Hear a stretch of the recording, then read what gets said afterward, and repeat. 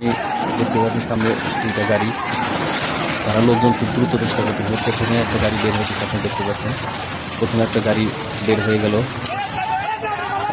তারপরে এখন আমি দেখতে পাচ্ছি লোকজন খুব দ্রুত বের হয়ে চেষ্টা করতে, বের হইতেছে লোকজনগুলো। এখন ফেরি আসলে আস্তে আস্তে অনেক টাইট হয়ে গেছে, বুঝতে পারছেন আসলে ফেরি হয়তো বা তলা কেটে গেছে বা কোনো কিছু হয়তো বা ফেরি দিয়ে পানি করতেছে। যাই তৃতীয় একটা গাড়ি বের হয়ে গেল, একটা কন্টেনার গাড়ি, 3 নাম্বার গাড়িটা বের হয়ে গেল।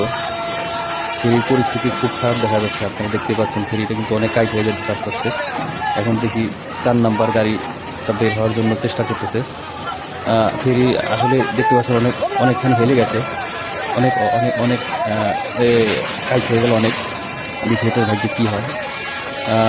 গাড়িটা আটকা পড়ে গেল, আর মনে হয় কাজ হবে না।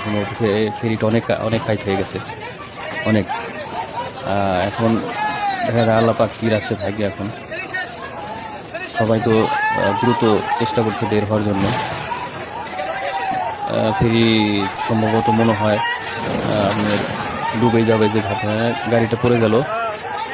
হ্যাঁ, ফেরি আস্তে আস্তে ডুবে যাচ্ছে। খুব ভয়ঙ্কর একটা পরিস্থিতি, বিশাল বড় একটা ফেরি পাটুরিয়ার 5 নাম্বার ঘাটে এটা ডুবে যাচ্ছে। কঠিন অবস্থা, আপনারা দেখতে পাচ্ছেন কঠিন অবস্থা, চোখের সামনে থেকে বিশাল বড় একটা ফেরি ডুবে গেল। আসলে ফেরিটার তলা ফেটে গিয়েছে না কি হয়েছে কেউ আসলে বলতে পারছে না এখন সঠিক, পরবর্তীতে জানা যাবে।